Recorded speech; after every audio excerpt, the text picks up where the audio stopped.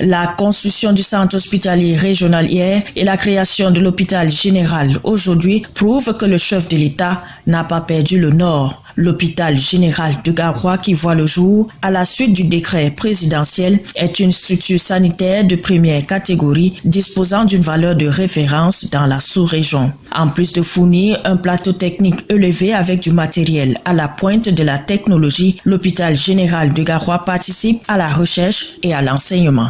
Aujourd'hui, c'est une chose faite. Nous nous réjouissons parce que nous allons gérer, nous allons offrir des soins de santé de qualité à nos populations grâce, n'est-ce pas, à cet appui du chef de l'État.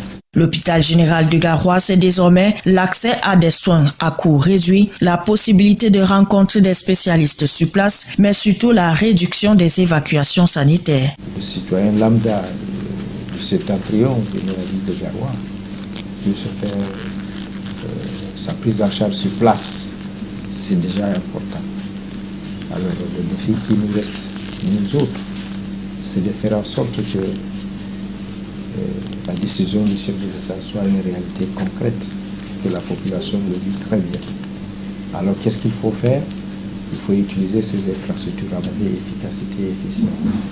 À cela s'ajoute le renforcement du plateau technique par des ressources humaines spécialisées. Ça veut dire que si nous avons un patient dont la prise en charge devient compliquée au niveau de la catégorie inférieure, donc je disais deuxième catégorie, troisième catégorie, cinquième et sixième, l'hôpital général est là pour couvrir, n'est-ce pas, toutes ces difficultés et apporter des soins de qualité.